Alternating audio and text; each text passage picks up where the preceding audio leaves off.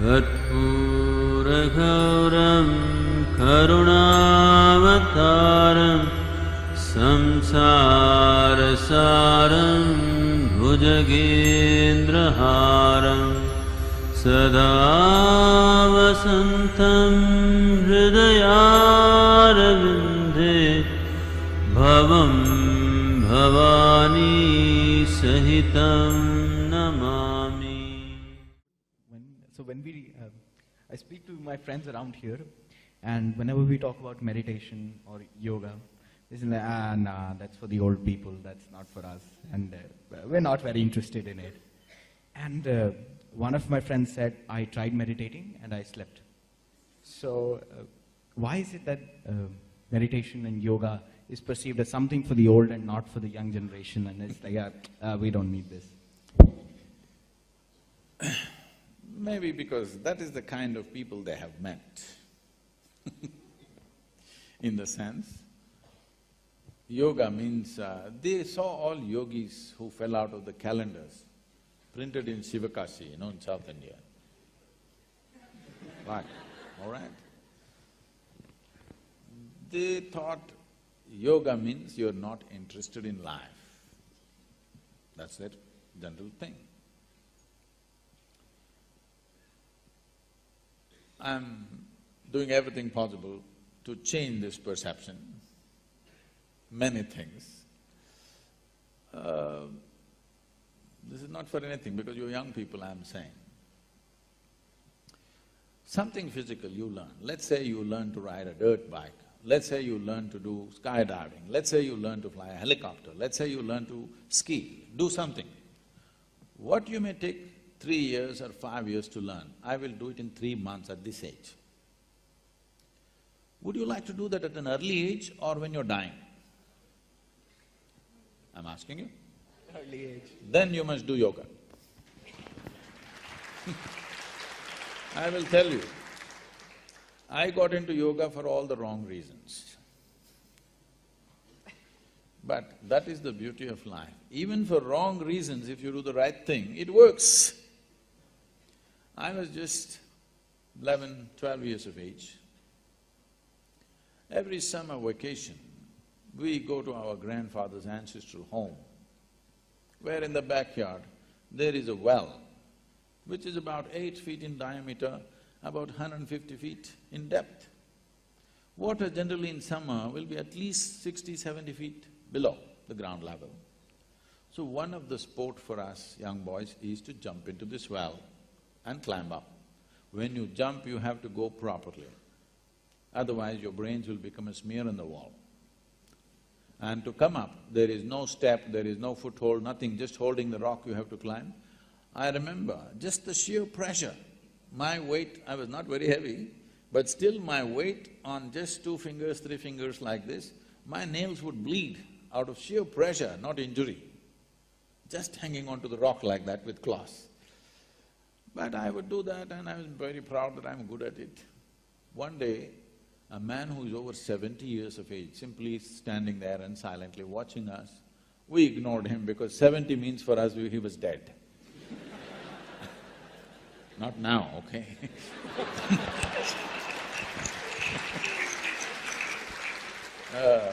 Perspectives of life will change, you know. At that time, 70 means he's gone. But without a word, this man who was over 72 years of age at that time, he just walked to the well and jumped. I thought he's finished. But he came up faster than me. I didn't like it.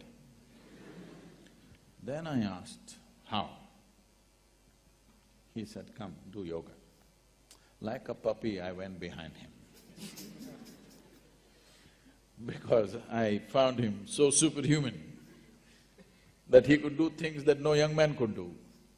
So, I got into yoga for all the wrong reasons. So it doesn't matter how you get in, which door you enter from, it doesn't matter. As long as you do the right things, it works. Essentially what yoga means is this. You use a cell phone? What? Samsung, iPhone? Yes, Samsung. Yeah. You didn't use the 7.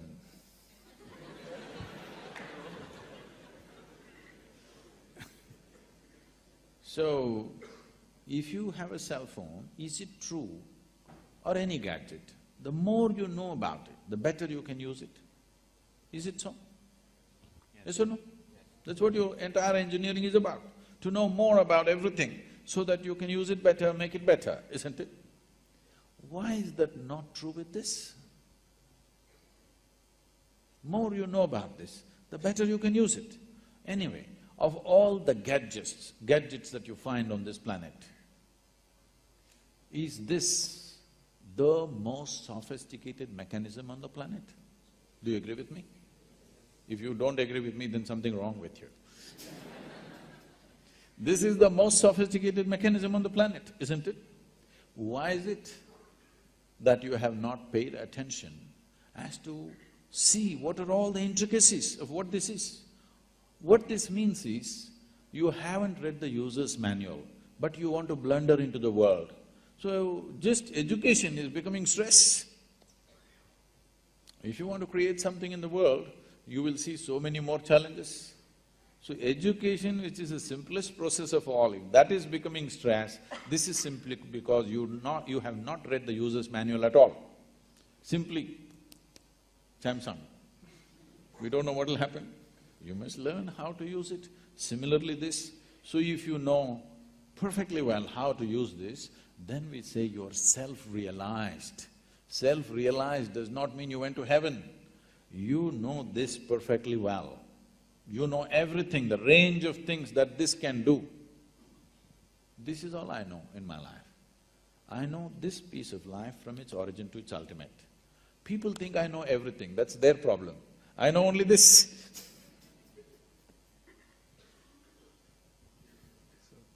So there's a lot of talk about our country, India, these days. So even in the world platforms, we see that the things are improving. But going to the past of India, if we see the history of world civilizations, we see that India particularly stands out very clearly when it comes to developing ways of this self-experiential ways of realizing this inner truth about ourselves, or knowing the body and the higher truths through self-experiential ways. So what do you think was it that we were able to do properly, that we were able to discover these things? And not just that, we were not just able to discover, but also like proliferate them into the social ecosystem. What was it that led us into this? Essentially a long spell of peaceful, civilized life. A long spell. You must understand this. The reason why we got this long spell is, in the north, we were protected by the Himalayan ranges, in the south, by the Indian Ocean.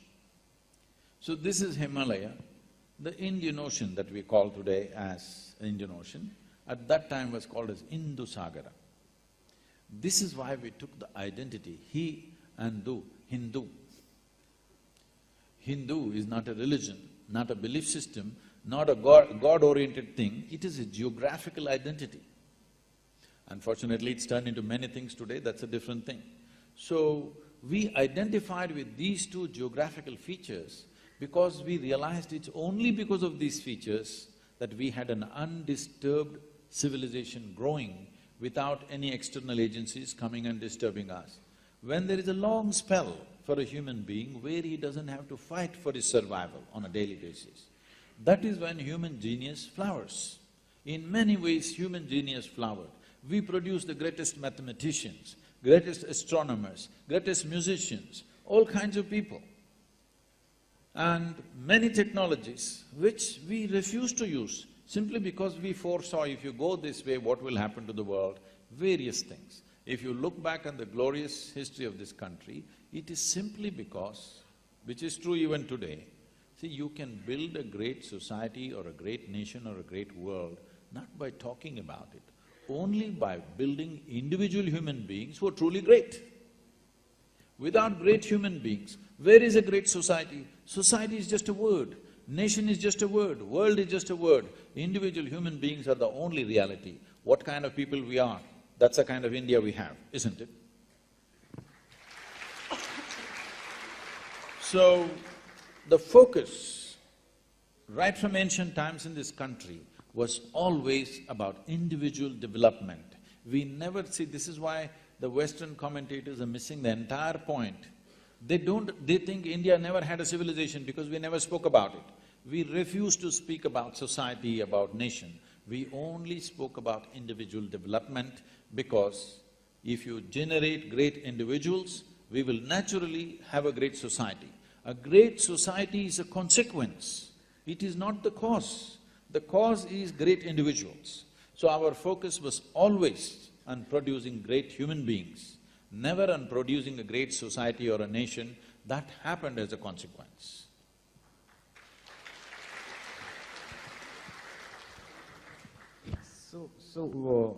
Do you think that from ancient times till now, do you think that things in India have changed? So if they have, what brought us to the change we are in? And how do you see this development process of great individuals? How do you see that being manifested in the modern times? And if I may add, how can these ideas, it's something that I'm assuming that they're not so prevalent in today's systems. Sorry, not? I'm assuming that these ideas of individual development, focus on an individual, are not so prevalent in today's system, be it No, education. we've gotten into mass production. Yes, Of yes. everything. So how can we actually bring them back, and how should India then, if I ask a larger question, how should India's model of development be? Is it just aping the West, or can we bring back those elements of individual development? See, for anything to happen, you need a certain ecosystem, certain economic, a certain economic depth for people to able to do it. You must understand this. The generation that we were growing up, our parents were just crazy that you must somehow get one degree and get into a government job. Your parents are not doing that. They are thinking little more easy. They're trying to explore things. They want you to do a startup, they want you to do a business, they want you to get into sport. This was never there. They were just saying, get a job somehow, otherwise you'll be on the street. This was the level of economics of the time. Today there is a little more economic space where parents are looking at their children little differently. Still we are little compressed in the heads, but little more ease than what it was 40, 50 years ago. Ask all your professors. They were just push, get a job first thing. Today, parents are not looking like that. They're looking at what can you create, what can our children create, what can they live, how about their happiness. Nobody ever thought about our happiness. Okay? So, it needs a certain economic depth for any society to experiment, to have little more freedom to do things. Otherwise, putting them through the extruder and getting them out in some form in which they're useful, this is what the society will do. This is a natural consequence of 15, 20 generations of extreme poverty. This mental structure and this economic structure is a consequence of 15 to 20 generations of extreme poverty. Very bad poverty means India has suffered poverty like nobody else. People may show, pictures of Africa and stuff, you must know this. In Africa, there have been famines, there have been wars, unnecessary wars and tribal wars which have caused this in small scale. In India, the level of malnourishment and poverty that's happened in the last 2 centuries is most painful. No other nation on the planet has suffered as much as this country.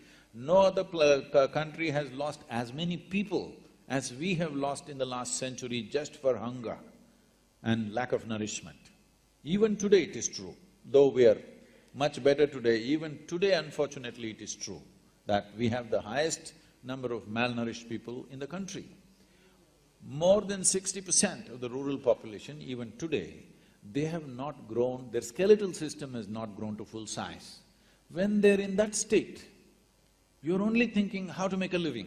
You're not thinking of how to open up human genius. You're not interested in all that. You're not thinking how to become self-realized. You're only thinking how to make a living. So this has happened to us because we've been an occupied nation for too long. We've been ripped off in every other way. There's no point blaming somebody, we didn't take care of it at that time, it went out of our hands. But 250, 300 years ago, everybody wanted to come to India. Why? Because it was the richest country on the planet. We occupied a 33% space in the economic space of the planet at one time. Today probably we are 2 or 3%. So, because of this extreme poverty, we have a certain mindset. But I think in a generation or in next 15, 20 years, a whole lot of people will come out of this. Because there's little more ease, little more space to play with, little more space to push it. So as a part of this, we are creating this space in many ways. We have 3 types of education, in Isha. We have what's called as Isha Vidya, which is in rural India, which includes our own schools, which are mainly focused towards teaching English language, computer sciences, regular academic education at a certain level, bring discipline and well-being, health and well-being, nourishment, which is most important in the villages, and get them out of the village, because to get out of that economic and social pit in which they are, education is just a passport for them. That's one level of education. Another level of education, we have what's called as Isha Homeschool. This is for the little more affluent people. This happens inside the yoga center itself. We have a huge tract of land and various facilities. These schools are run in a certain way. 20 children live with 2 dedicated house parents, and everything, the school itself is inside the house. That's why it's called a home school. Only for playground, laboratory and libraries, they go out. Everything is inside the house. This turns out expensive, an expensive way of delivering education, but this is done by dedicated people. As a rule, we never take any trained teachers. We have doctors, engineers, accountants, all kinds of people, but no trained teachers, because we want education to happen as an inspiration, not as putting, shoving down information down somebody's throat. As an inspiration, children should get that spark of wanting to know something. There is a whole range of activity of theatre, art, music, sport, all kinds of things. Many of our… 2, 3 of our boys are now in professional football in Germany. So, like this, they're going into various things. This school gives an enormous range of things. And I made this now, 11th, 12th, I made it 3 years. Not 2 years, 3 years. I said 1 year extra, because by the time they get to 11th, a whole lot of parents will get marks mad. We have invested so much time in music, theatre and many things. Now 11th standard comes and everything is dropped and they just start doing only trying to get marks. So I said 3 years, if you want you stay, otherwise no. The surprising thing is nobody wants to withdraw their children. This wouldn't have happened 25 years ago. Everybody would have withdrawn their children. Now nobody wants to withdraw, not even one child wants to be withdrawn. Everybody wants to go through 3 years for 2 years. Just as an experiment, I announced this. Everybody is taking to it. The idea is, see, Indians, wherever I go, what I see is they are in the best jobs, they're earning well, they're highly qualified, but they can't sing, they can't dance, they can't paint, they can't do any damn thing except going to work. Really, this is an unfortunate thing, there's no life. So, so I thought we must invest enough in the children. Before they get into professional colleges, we have to invest enough in their art, music, sport, variety of interests. They must explore many things. There's another school which we call as Isha Samskriti. Here, if any child enters, compulsorily they must stay with us as a commitment for 12 years. Only with that commitment we take the children. Here there's no academics, they learn only yoga. Kalaripayattu, which is the mother of all martial arts. Have you seen Kalaripayattu, Kerala? Yes. Kalaripayattu, classical dance, classical music, Sanskrit language and English language. This is all they learn. You must see these children, you won't believe. They are a different set of human beings altogether. Here the focus is just this, developing human body and human brain to its fullest without a purpose. I'm doing this because this is how I grew up. I grew up without a purpose. My father was beat his head and said, what will this boy do? He's not getting qualified for anything. So I would say, if I'm not qualified for anything, I can do just about everything.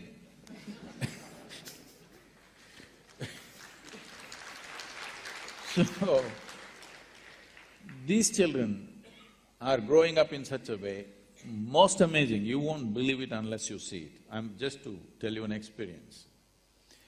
From age of 6 to 18, they're with us. After that, if they wish, they can stay, otherwise they can go out and do what they want to do. There are many things that they can do which we are supporting them to do. From 15 to 18, they become monks for 3 years. Extreme discipline and focus, very serious practices. So before I initiate this, compulsorily they have to come out at 18. They cannot choose to be monks. They have to come out at 18 because we have made them go into it as children. When they become adults, they must come out of it. They cannot choose to continue. So, first batch I wanted to initiate, now another is coming now in July, the third one. The first batch when I went to initiate about 3 years ago, 60 days, 15-year-old children, they have been on 60 days of silence. Morning 3:30 to 8:30 in the evening, they are in some kind of yogic sadhana. Minimum of 8 hours, they're keeping their eyes closed and sitting, okay? Just another 4 days are left for the initiation. I want to see how these boys and girls are doing. 14 of them in the first batch. I went there to see, morning 3:30. I went and sat in the room. These 8 boys and 6 girls were sitting there. I'll never forget this in my life. They were just sitting there like that. Believe me, they were literally glowing. I sat there and wept because I've never seen children like this in my life. I was not like this when I was 15, for sure. They are beyond anything that you can think of, simply because they are focused in developing the human mechanism to its fullest, not about how to earn my living. This is not the question. When an earthworm with 1/1,000,000th of your brain can earn a living, with such a big brain, earning a living, is it such a big problem? It's the grossest way to approach life is, how will I earn my living? Everybody can earn their living. The only problem comes in your life when you want to live like somebody else, that's a problem. But earning a living is not a problem. If you just make what is considered survival minimal, don't go on exaggerating it, then you will see you have a whole lot of time and opportunity to create what you want in your life. But people keep on raising the bar of survival so much that they will not get to do anything in their life except surviving. In the end, they don't know why they survived.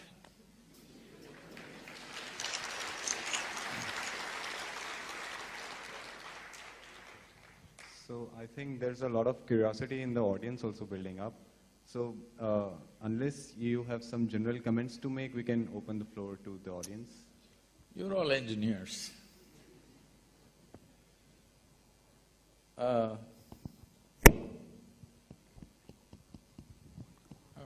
They're disarming you.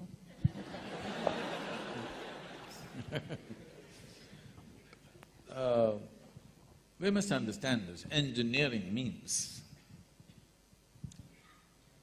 essentially to make things happen the way we want it. That's engineering, isn't it? To engineer this building means what? We want it the way we want it. We could have sat under a tree, but we choose to build this building because we want to sit under something engineered the way we want it, as suitable for us. We have conditioned the place because we want the temperature in a certain way. All this we did. But is it not important that you engineer this the way you want it? Hello? Outside is air-conditioned, inside is boiling, what's the point? I'm saying power is being wasted on you. In the last 150 years, with the advent of science and technology, we have more comforts and conveniences than any generation ever could imagine, isn't it? Yes or no? I'm looking for a higher opinion again. You have more comforts and conveniences than any generation could ever imagine. We are the most comfortable generation ever, physically, materially. But can you say, are you the most peaceful generation? Joyful? Loving? No. Or can you even say you're the most intelligent generation? That'll be a wrong thing to say. Anybody who claims he is intelligent amounts to foolishness, isn't it? Because the significance of intelligence is, it shows you how many loopholes are there in your intelligence. Only a fool thinks there are no loopholes. A truly intelligent person always sees how many loopholes in my intelligence. The significance of being in a technological institute is not about just getting qualified to get some job somewhere or a passport out of the country. It should become a way of creating life, making life happen better than the way it's happening right now, because this is a fundamental responsibility that we have as a generation of people, because we occupy this space on the planet for a short, brief time. When the last generation gave this planet to us, whichever way they gave it, it's our business that when we leave it little better than the way we had it. Very important. How better? In what way better? You can decide that. I won't say only ecologically better, but in every way better. It must be better than the way we got it. This means we have to engineer ourselves to fit in such a way. See, a well-engineered machine means least amount of friction, isn't it so? Yes? A well-engineered machine means what? Least amount of friction. Heavy friction means badly engineered, isn't it? Isn't that the understanding? So the fundamentals of yoga is this. The fundamentals of yoga is in the geometry of physical existence. If you understand the geometry of what this human mechanism is, the body is, the psychological structure is, the chemical processes are, the energy structures are, if you understand the geometry of this and become capable of observing the cosmic geometry, if these two things are well aligned, suddenly your life hits off like a magic.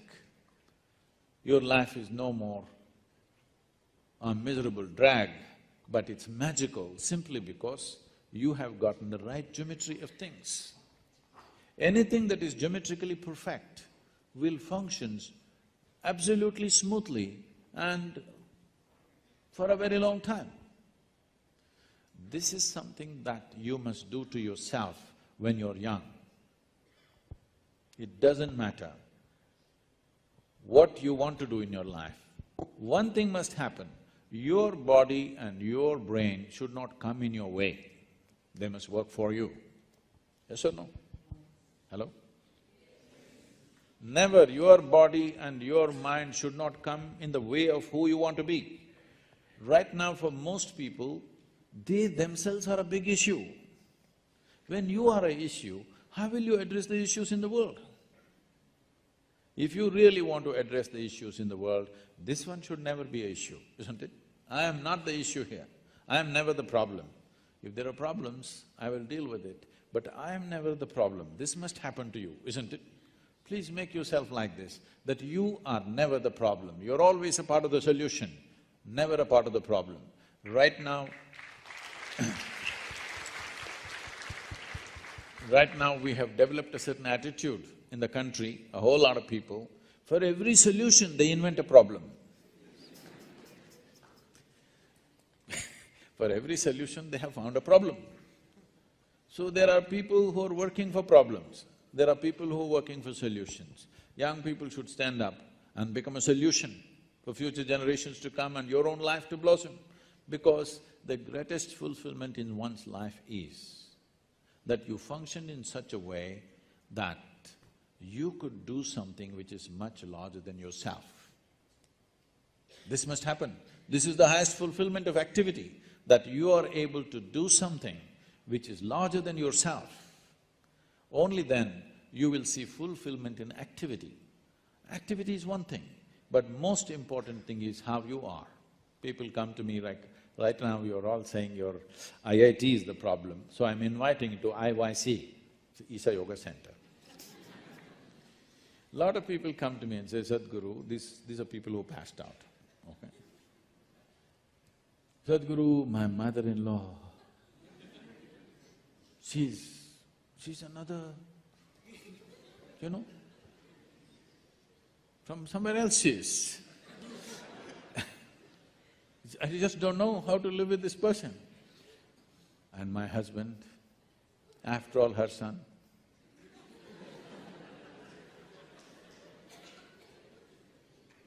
My wife, impossible. My boss, he's not even human. Like this it goes on. Then I tell them, see, don't worry. Your husband, wife, mother-in-law, boss, nobody will come here, you're protected. Like IIT. Your IYC also well protected. Nobody will come here, you just come and stay. I'll give you a nice place to stay, food is good. You don't have to do anything, just be joyful, that's all. None of these tormentors are there. Just be joyful. 24 hours you leave them in the one room. You must see in how many ways they twist themselves out. When you're alone, if you're miserable, you're obviously in bad company, isn't it?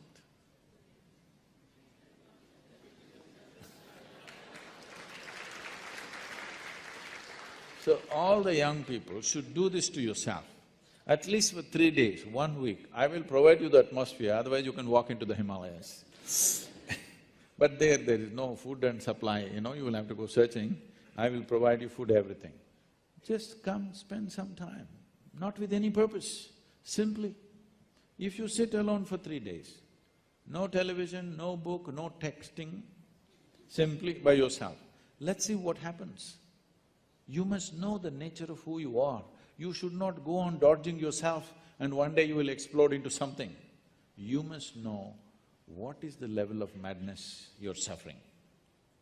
When I say madness, if your mind is out of your control, is that called madness in definition? Hello? If your mind does not take instructions from you, it's out of control, is that called madness? Just try. Just today, after this event, just go sit quietly in your room. Just see what all your mind does. You decide, don't tell anybody. You decide what is the level of madness you're going through. With this, if you enter the world, what will you create? You will only create who you are, isn't it? You cannot do anything other than what you are. What you are is what will happen to the world around you. Before you step out into the world, is it not important, at least you're this much equipped that you are not the problem? If you meet a problem and get married, we'll see. But you are not the problem. Can you make this happen for yourself as young people, that you are never the problem?